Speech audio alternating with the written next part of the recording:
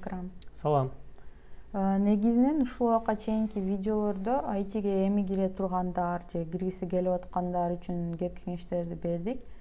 Ал эми бүгүнкү видеодо программист же айтиде кандайдыр бир позицияда учурда иштеп аткандар үчүн жооп берели.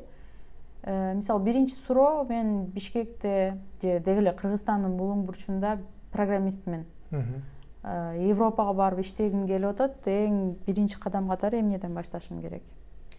Эгер англис тили даражаңыз өтө жакшы эмес болсо, тилди өнүктүрүүңүз деп айтат элем. Албетте бир америкалык же англиялык киши катары сүйлөп калууну күтпөңүз. Өзүңүздү презентациялап, ишиңиздеги терминологияларды мыкты билсеңиз жетиштүү болот.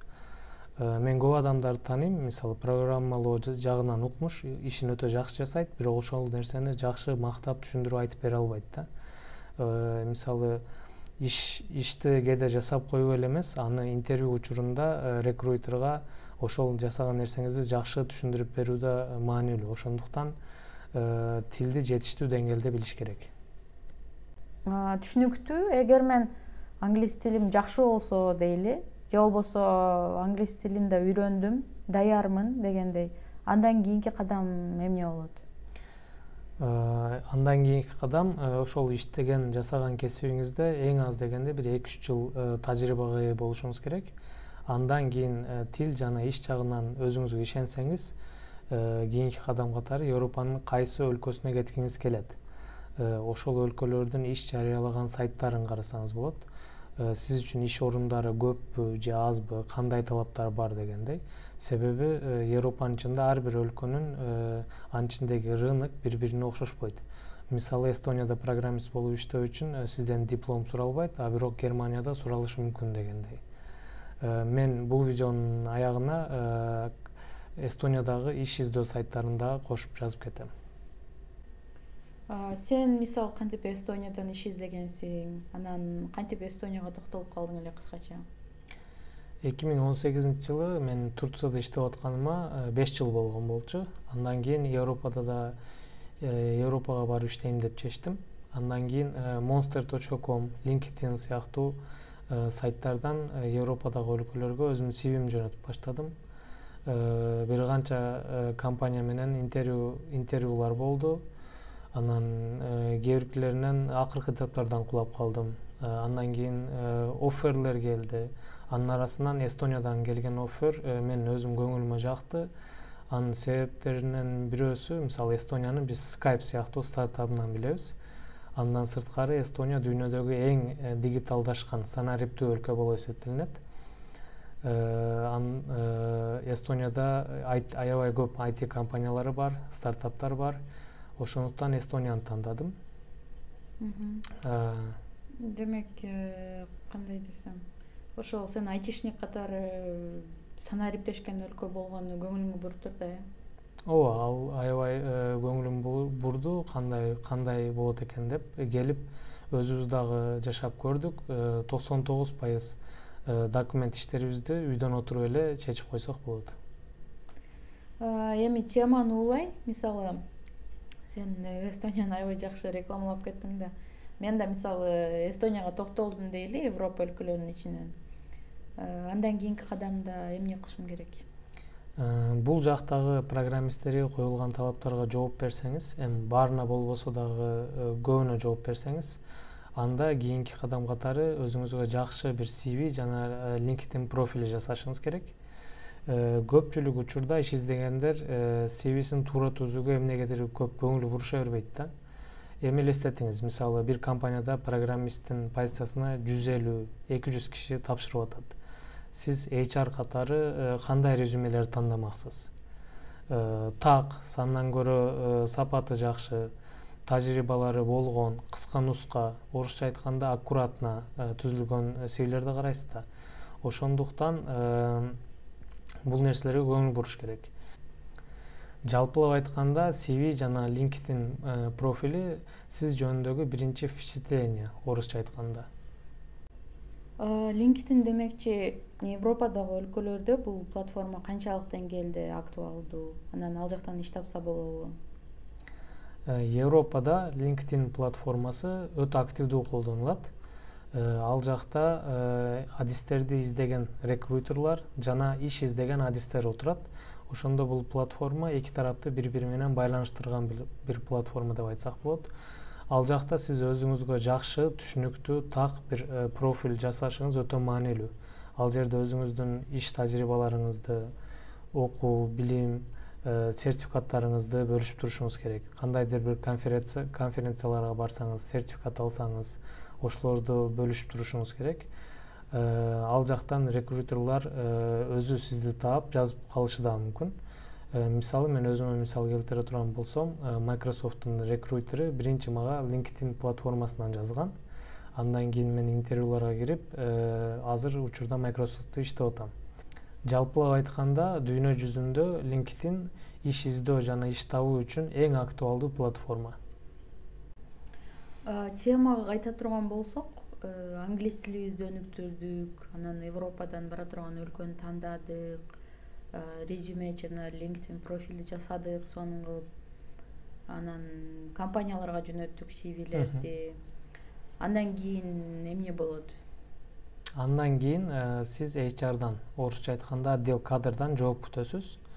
Көпчүлүк учурда алар сизге ушул күнү, ушул саатта сүйлөшсөк болобу деген мейл жазат. Убакытты макулдаштыргандан кийин HR сизге чалып, кыска 20-30 минуттук бир интервью болот. Ал интервьюда HR сиздин мурунку тажрыйбаларыңызды сурайт. Андан кийин бул вакансияга туура келесизби, келбейсизби, ошону текшерет. Андан сырткары англис тилин кайсы даражада сүйлөй аласыз, аны да текшерет. Эгер бул интервью жакшы өтсө, андан кийин техникалык интервью болот. Мисалы, эгер сиз программист болсоңуз, 45 минут, 1 сааттык бир код жазуу интервьюсу болушу мүмкүн, же болбосо сизге алдын ала жөнөтүлгөн бир кодду кантип жооп бергениңизди талдашы мүмкүн. Андан кийинки этаптарда сиздин мурунку компаниялардагы тажрыйбаларыңыз, команда менен кантип иштешиңиз, адамдар менен кантип тил табышып кетишиңиз, ошол нерселерди талдаган, soft skill'дерди текшерген интервью болот. Жыйынтыктап айтканда, компаниядан компанияга карап 3 же 4 интервьюдан өтөсүз. Бул интервьюларда маанилүүсү паника болбогонго, суроолорго так жооп бергенге, анан кийин жакшы маанайда отурганга аракет кылыңыз. Менин оюмча, интервьюлар көп адистер жада калса өтө тажрыйбалуу адистер үчүн да коркунучтуу этап болуп эсептелет. Кээде интервьюда эмне суралышын алдын ала билбейсиң, кээде күтүүсүз суроо чыгып калабы деп ойлоносуң, же кээде суроонун жообун билип турсаң деле паника болуп толкунданып атып унутуп калышың мүмкүн дегендейчи. Сен көптөгөн компаниялардын интервьюларына катышкансың, азыркы учурда Microsoft'то ишке алууда интервью алуучу болуп жүрөсүң. Канткенде ушул интервьюларды оңоюраак өткөрсө болот, мисалы, ишке тапшырган киши? Техникалык жактан ишти мыкты билгениңизди көрсөтүү үчүн сөзсүз түрдө интервьюларга даярданышыңыз керек. Бул үчүн мисалы Glassdoor же болбосо программист болсоңуз LeetCode, HackerRank сыяктуу сайттарды колдонсоңуз болот. Ал сайттарда мурда интервьюга кирген кандидаттар кандай суроолор чыкты, кантип жооп бердим, кантип жооп берсе жакшы болот деген пикирлерин жазып бөлүшөт. Ошол сайттарды колдонсоңуз болот. Же болбосо мисалы Microsoft'ко тапшырып аткан болсоңуз, LinkedIn платформасынан Microsoft'то ошол позицияда иштеген кишилерге жазып сурап көрсөңүз болот. Алар 100% жооп берет деген гарантия жок, албетте, бирок жооп берип калышы да мүмкүн. Бул жерде сөзүңдү бөлө кетейин. Мисалы, Glassdoor'дун сайттын, же сен айтып кеткен башка сайттарда видеонун алдына калтырып кетели, ссылкасын. Андан сырткары сенин дагы Европадагы компанияларга тапшырып аткандарга демо интервью өткөрүү боюнча ал эле эмес, мисалы, LinkedIn платформасын кантип жасаш керек, CV-ни кантип туура түзүш керек сыяктуу кызматтын бар экендигин эскерте кетели. Мындайча айтканда, кыскача рекламалык пауза. Эгер сиз программист катары Европадан иш издеп атсаңыз, икрам иш издөө, туура резюме, LinkedIn профиль жасоо, интервьюларга даярдоо боюнча акылуу кызмат көрсөтөт. видеонун алдында биз жеке контакттарды калтырып кетели, ошол жактан байланышсаңыз болот. Эми темага кайтсак, сен интервьюнун техникалык жагын айта кеттиң. Ал эми soft skill'дерди жакшы жактан кантип көрсөтсөк болот? Интервьюларда жакшы маанайда жылмайып сүйлөгөнгө аракет кылыңыз. Бул сизден интервью алып аткан адамда да жакшы ой пикир калдырат. Андан кийин түшүнбөй калган суроолоруңузга сөзсүз түрдө суроону кайталап коесузбу деп сураңыз. Бул сиздин тартынбаган киши экениңизди көрсөтөт жана суроону жакшы түшүнүшүңүзгө жардам берет. Андан кийин суроолордо жооп берип атканда ойлонуп жооп бериңиз, шашылбаңыз. Soft skill суроолоруна STAR методу менен жооп бериңиз. STAR методу деген эмне? Кыска мисал, интервью алып аткан киши сизге мындай суроо сурады дейли, мисалы, мурдагы иштеген компанияңда команда менен түшүнүксүздүктөр болду беле деген сыяктуу. STAR методу англисче айтканда situation, task, action, result деген сөздөрдүн башкы тамгаларынан турат. Кыргызчага отура турган болсок, ситуация, тапшырма, иш аракет жана натыйжа деп которсок болот. Эми жогорудагы суроого ушул STAR методу менен жооп бере турган болсок, биринчиси бул ситуация. Situation биз бул учурда айтабыз, мисалы, ооба, мен мурдакы иштеген жеримде башка бир программист бар болчу, ал мага орой мамиле жасачу.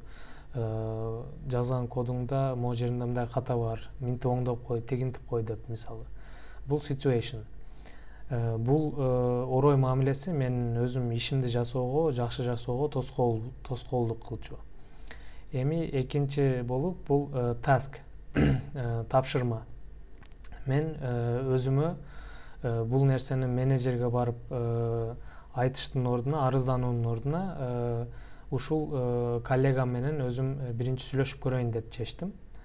Анан кийин үчүнчүсү бул action, иш аракет. Мен андан кийин ал коллегама жаздым. Сени менен бир чогуу түштөнүүгө чыксак болобу? Сен менен сүйлөшө турган бир тема бар эле деп жаздым. Андан кийин түштөнүү убагында ага айттым. Мага жасаган орой мамилең менин ишим жакшы жасоого тоскоолдук кылып атат. Эмне үчүн мага андай мамиле жасап жатасың деп сурадым. Ал дагы орой мамиле жасап атканын билбегенин айтып кечирим сурады жана жакшы сөздөр менен мындан кийин жакшы сөздөр менен сүйлөшкө сөз берди. Андан кийин STAR методунун акыркысы бул result, натыйжа бөлүмү. Натыйжа эмне болду? Натыйжада ал киши мага орой мамиле жасаганын токтотту жана биз өзүбүздүн көйгөйүбүздү чечип алдык. Бул менен мен интервью алып аткан кишиге өзүмдүн конфликт чыгарган киши эмес, тескерисинче проблемаларды сүйлөшүү жолу менен чечкенге аракет кылган киши экенимди көрсөттүм.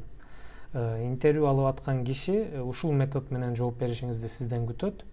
Жөн эле проблеманы айтып койгонуңуз жооп катары кабыл алынбайт. Эми акырында бул темага кошумчалай турган кеп кеңештериң, сөздөрүң бар болсо, кошумчалай кетсең. Бардык эле иште болгондой, бул интервьюга кирүү дагы өзүнчө бир тажрыйба талап кылган бир процесс. Ошондуктан мен айтат элем, сиз коркпоңуз, көп интервьюларга киргенге аракет кылыңыз. Андан сырткары, мисалы, иштегиңиз келбеген компанияларга да тапшырып, интервьюларына кире бериңиз. Бул нерсе сизге интервью боюнча опыт, тажрыйба берет сизге. Бул тажрыйбалар сиздин кийинчерээк иштегиңиз келген компанияларга кирип атканда интервью учурунда аябай жардам берет жана англис тилин өнүктүрүшүңүзгө да жардам берет. Рахмат.